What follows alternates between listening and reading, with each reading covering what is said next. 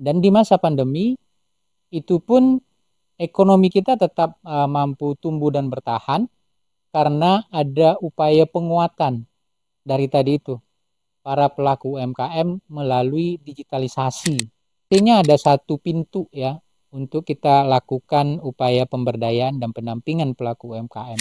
Memberikan kemudahan akses pembiayaan bagi pelaku UMKM. Khususnya pelaku ultramikro ya, yang mereka bankable, yang tidak bisa membuka rekening di bank, tidak bisa mengajukan pinjaman di perbankan ya karena tadi mereka bankable ya, tidak bankable gitu. Sehingga perbankan pun tentu tidak ingin mengambil risiko.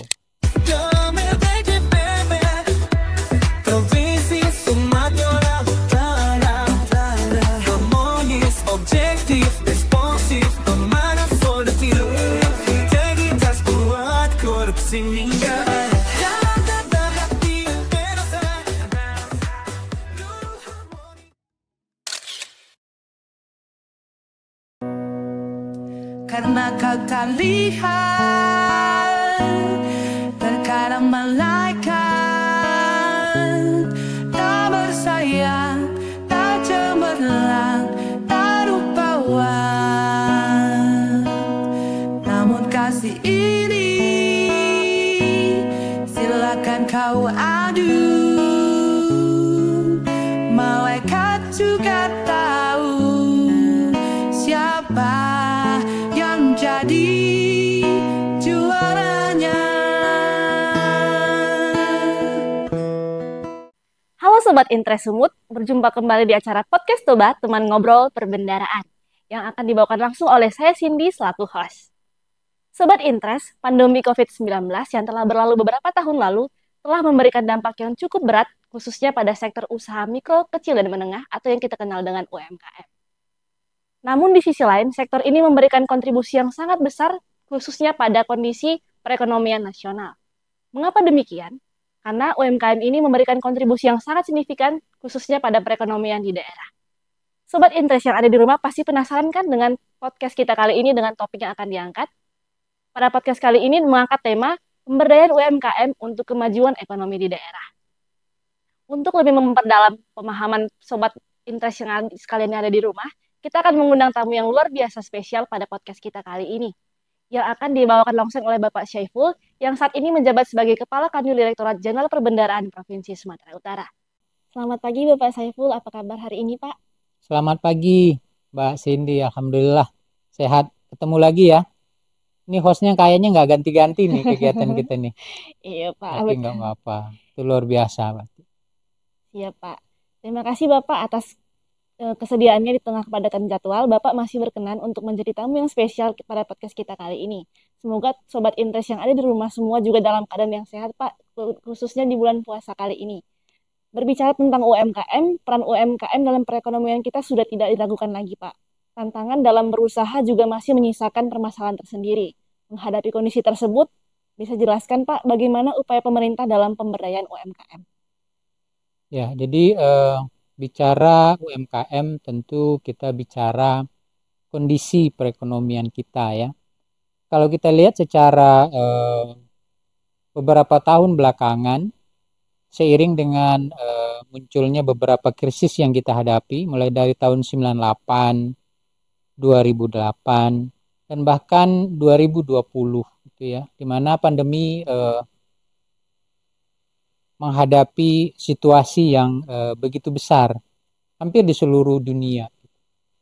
Dan dari tiga kondisi yang kita hadapi itu selalu dikatakan bahwa para pelaku UMKM itu adalah tulang punggung perekonomian kita ya, di mana pada tahun 98 dan 2008 itu kita nggak terlalu masuk ke dalam resesi yang begitu dalam.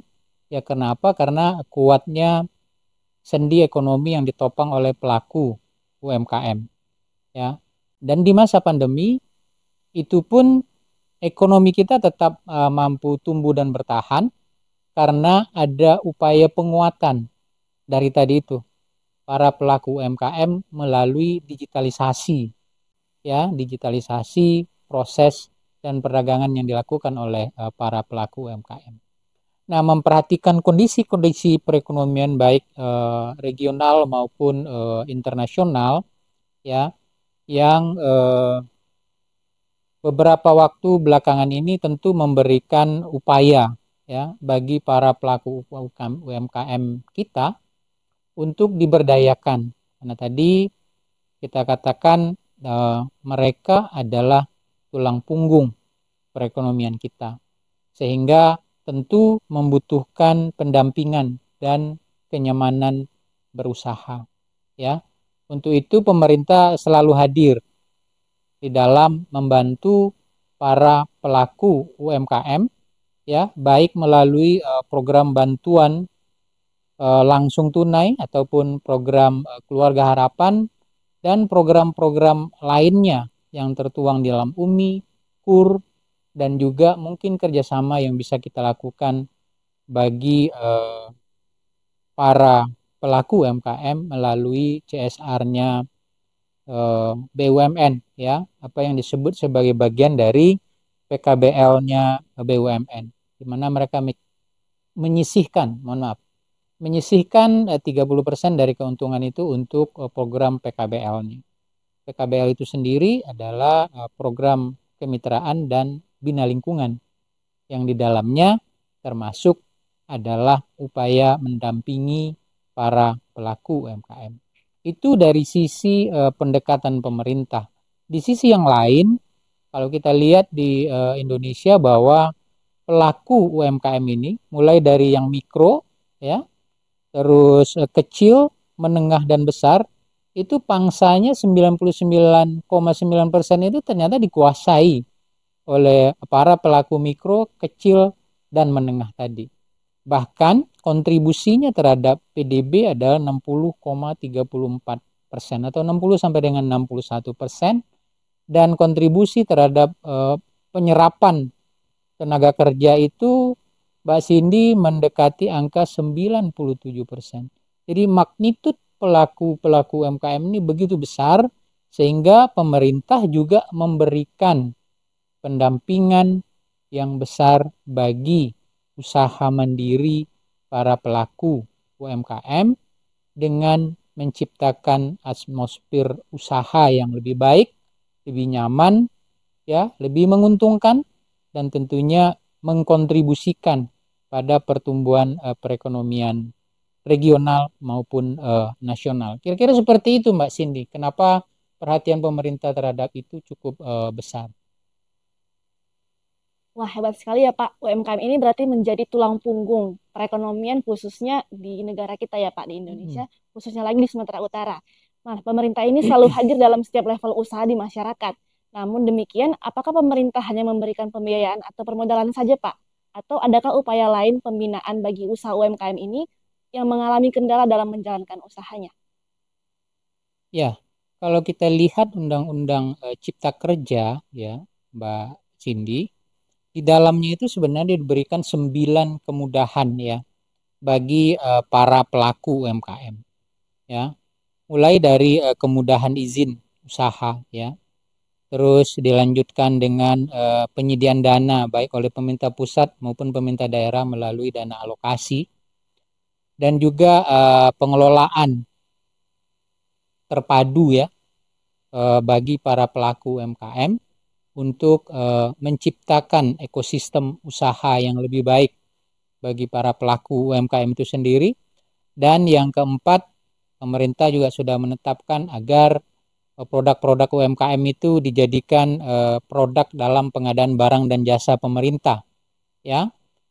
Dan yang berikutnya adalah kemudahan dalam kemitraan UMKM, karena hampir 19 sampai 22 kementerian negara dan lembaga yang kita miliki itu melakukan pendampingan bagi pelaku UMKM, termasuk perbankan maupun lembaga keuangan bukan bank. Dan yang berikutnya adalah kemudahan dalam bantuan dan perlindungan hukum kalau jika ada keterkaitan hukum bagi para pelaku UMKM. Di samping itu juga kemudahan bagi para koperasi ya untuk memberikan penyaluran ya sebagai linkage dari pembiayaan atau kemudahan akses pembiayaan bagi pelaku UMKM, serta kemudahan pembiayaan dan kemudahan insentif fiskal seperti memberikan subsidi pajak, bahkan untuk pelaku-pelaku UMKM tertentu diberikan bebas pajak, ya. Itu adalah kemudahan yang kita berikan sebagai bentuk dukungan bagi pelaku UMKM itu sendiri. Nah, di sisi lain, kita sebagai kantor wilayah Direktorat Jenderal Perbendaharaan di Sumatera Utara, khususnya di bawah naungan Kemenkyu 1 di Kementerian Keuangan, juga melakukan pemberdayaan UMKM yang begitu masif dan maksimal, ya. Di samping kita menyediakan outlet khusus di kantor pelayanan perbendaharaan kita, khususnya di Sumatera Utara, dan hampir tersebar itu di seluruh KPPN kita di seluruh tanah air gitu. Ada beberapa proses pemberdayaan yang memang kita tekankan untuk menciptakan standarisasi yang sama, ya, bagi Direktorat Jenderal Perbendaharaan dalam memberikan pendampingan terhadap pelaku UMKM itu. Pertama, umpamanya kita upayakan melakukan profiling terhadap pelaku UMKM yang kita dampingi dan kita bina, ya. Kenapa profiling ini penting? Agar kita bisa tahu gitu, ya, kira-kira pelaku-pelaku UMKM itu berada pada sektor-sektor mana saja, sehingga pembiayaan yang akan kita berikan pun akan mudah diakses dan mudah dilakukan. Yang kedua adalah upaya melakukan pelaksanaan pemberdayaan tadi, ya. Di samping kita profiling, kita lakukan upaya pemberdayaan melalui pendampingan usaha dan juga sosialisasi serta workshop yang kita lakukan pada semua jajaran, termasuk juga pendekatan kepada mahasiswa, ya, dalam upaya membangun startup ataupun para pelaku-pelaku UMKM baru, ya. Dan yang ketiga, tentu setelah kita profiling, kita ambil langkah pemberdayaan, kita lakukan monitoring dan evaluasi dalam memberikan kemudahan bagi kita untuk mengevaluasi apakah proses pendampingan yang kita lakukan dalam upaya perluasan usaha, kemudahan akses pembiayaan, dan kesiapan mereka untuk mandiri, ya.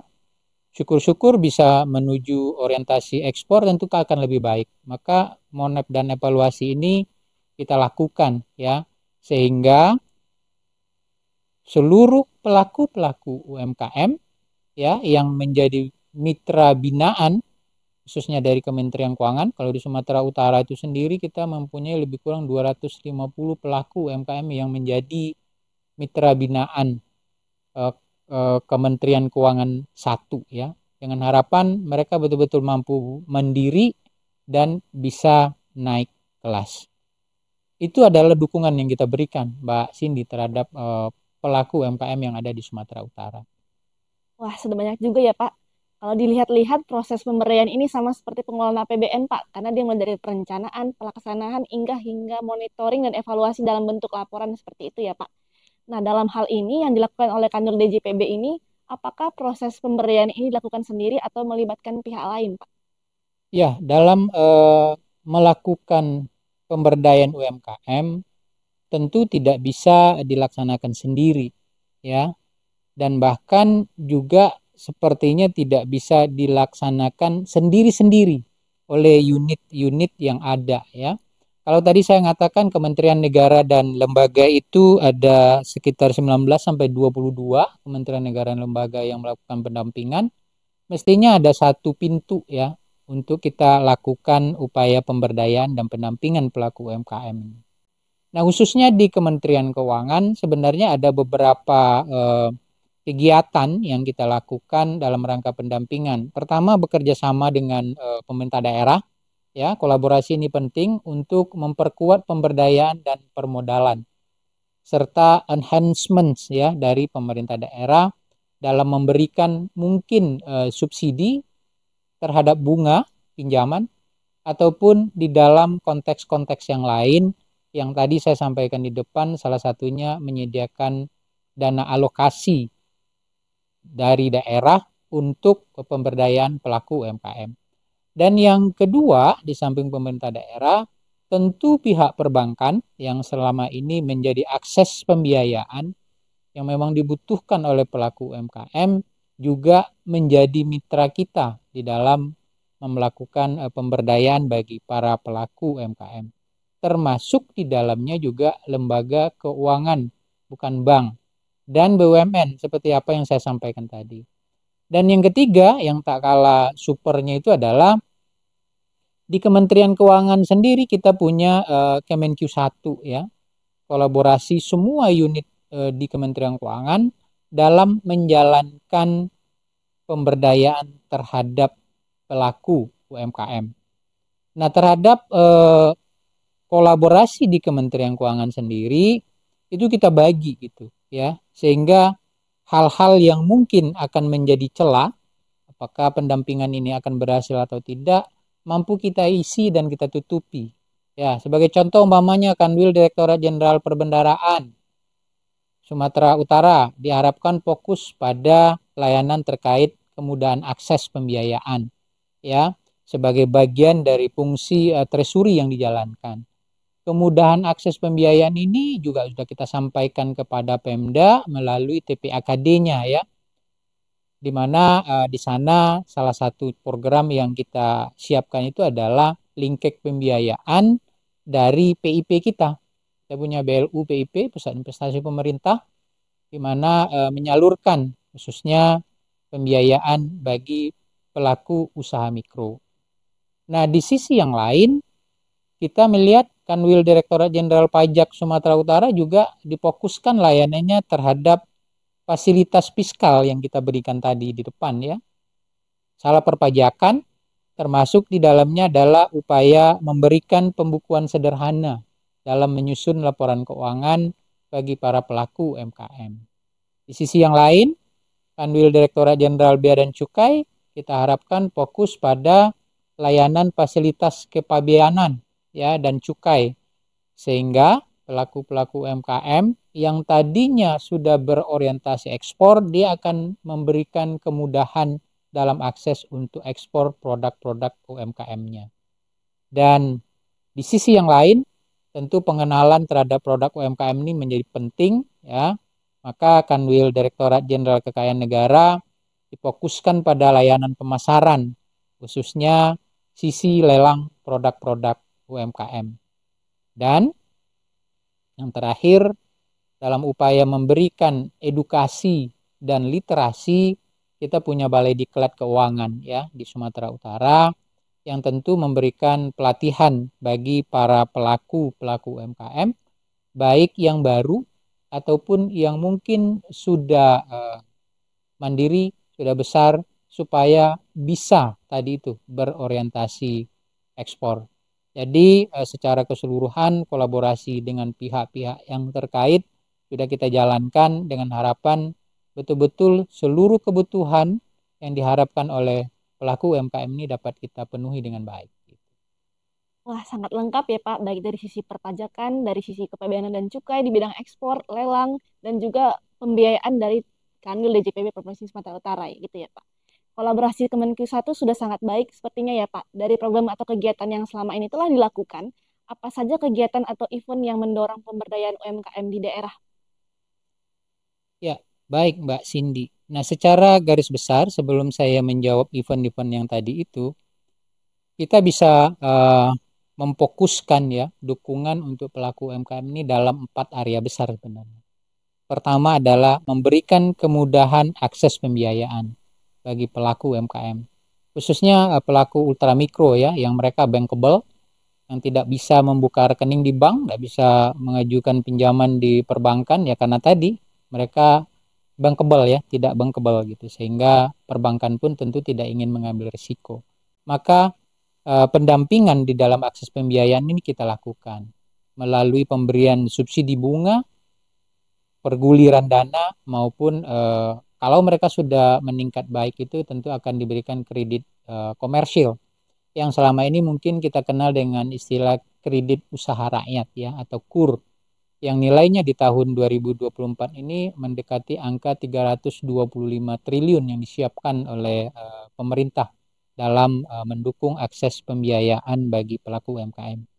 Yang kedua adalah pendampingan ya. Fasilitas pendampingan ini bisa dengan pola penyaluran melalui kementerian negara dan lembaga atau kementerian teknis atau melalui akses-akses pembiayaan tadi ya, penyaluran pembiayaan yang dipergulirkan antar pelaku-pelaku UMKM. Dan yang ketiga adalah regulasi ya. Kita lakukan relaksasi di dalam berbagai ketentuan, termasuk di dalamnya di dalam Undang-Undang Cipta Kerja yang tadi di depan saya sampaikan ada 9 poin utama kemudahan bagi pelaku UMKM. Itu adalah pendampingan dari segi dukungan dari segi regulasi ya. Dan yang keempat, penyediaan pasar. Kalau produknya sudah ada dan sudah dihasilkan, tentu mereka butuh pasar. Pasar ini kita bukakan ya, sehingga apa yang ditanyakan oleh Mbak Cindy tadi nyambung tuh ya. Apa aja yang udah dilakukan Pak gitu. Salah satunya itu adalah penyediaan pasar melalui apa? Ruang UMKM yang tadi kita sampaikan di semua kantor kita buka gitu ya. Display bagi produk-produk UMKM dan bahkan kita siapkan QR code-nya di sana gitu sehingga mudah diakses oleh para pembeli yang memang membutuhkan produknya. Dan juga ruang-ruang UMKM di jalan dan di rumah. Nah, ini ada harapan baru yang sebenarnya ingin kita bangun. Kita menyediakan fasilitas rumah UMKM UMI ya dengan memanfaatkan BMN yang kita miliki. Dan bahkan kita sedang membangun juga pasar digital bagi para pelaku UMKM. Sehingga penyediaan pasar ini tadi berjalan dengan baik dan diikuti dengan langkah-langkah yang begitu banyak yang kita lakukan. Umpama contoh tahun 2023 kita sudah melakukan beberapa basar dan event-event untuk produk-produk UMKM ya. Baik dalam rangka hari ulang tahun Kementerian Keuangan sendiri, hari ulang tahun perbendaraan ataupun dalam rangka menyambut hari-hari besar tertentu khususnya menjelang Idul Fitri. Bahkan di tahun 2024 awal tahun kemarin kita sudah melaksanakan bazar produk UMKM ya, khususnya yang berbasis pada sawit ya, yang kita laksanakan di awal tahun kemarin. Dan itu akan berlanjut karena sekarang bulan puasa, dalam beberapa waktu ke depan juga akan kita laksanakan semacam kegiatan pameran ya ataupun bazar produk UMKM dalam rangka menjelang Hari Raya Idul Fitri 2024. Dan di samping itu masih banyak kegiatan-kegiatan lain yang kita kerjasamakan umpamanya dengan LPEI dan lembaga-lembaga lain yang memang ditunjuk oleh pemerintah dalam upaya tadi itu memperkuat pangsa pasar produk-produk UMKM itu sendiri. Dan insya Allah seluruh proses dalam penyediaan pangsa pasar ini akan kita jalankan sesuai dengan harapan dan tujuan dari pemberdayaan yang kita lakukan terhadap pelaku UMKM. Wow, keren sekali ya Pak. Seluruh elemen Kemenkyu 1 di Provinsi Sumatera Utara ternyata memiliki perhatian yang sama dalam melakukan pemberdayaan UMKM di daerah. Semoga kolaborasi dan sinergi ini menjadi kontribusi besar bagi pertumbuhan ekonomi di Provinsi Sumatera Utara. Sekarang saya dan Sobat Interest yang ada di rumah menjadi lebih paham nih Pak, bagaimana pemberdayaan UMKM dilakukan di daerah. Terima kasih Pak atas pencerahannya, semoga membuat kita semakin menguatkan kolaborasi dalam pemberdayaan UMKM di daerah. Mungkin akan disampaikan closing statement Pak sebelum kita akhiri podcast kali ini. Baik, terima kasih Mbak Cindy. Saya berharap dengan podcast kita ini seluruh pelaku usaha UMKM ini betul-betul bisa menikmati gitu ya atau menonton, menghayati bahwa sesungguhnya pemerintah selalu hadir bagi mereka ya.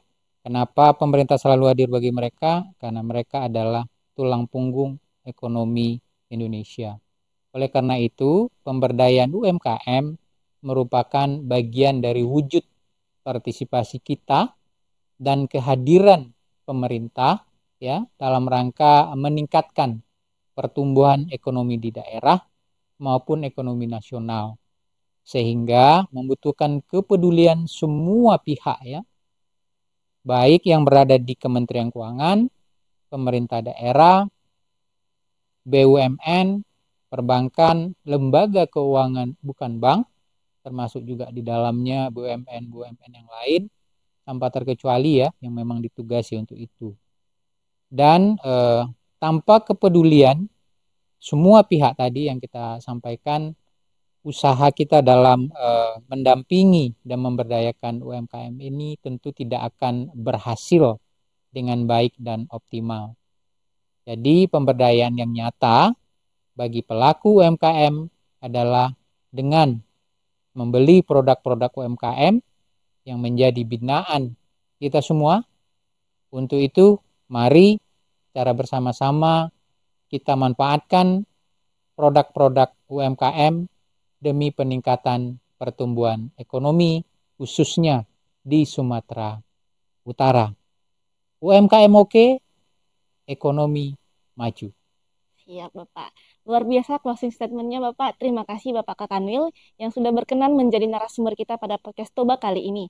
Semoga seluruh pegawai Kemenkyu 1, khususnya di Sumatera Utara, semakin peduli dan aware terhadap pemberdayaan UMKM, sehingga pada nantinya UMKM ini dapat berperan optimal, naik kelas dalam meningkatkan pertumbuhan ekonomi di daerah, khususnya di Sumatera Utara. Baiklah Sobat Interest, demikianlah podcast kita pada topik kali ini. Semoga podcast kali ini memberikan manfaat yang luar biasa, khususnya pada sektor UMKM di daerah, sehingga pada nantinya UMKM ini dapat naik kelas dan berkontribusi lebih baik lagi, khususnya bagi perekonomian di Sumatera Utara.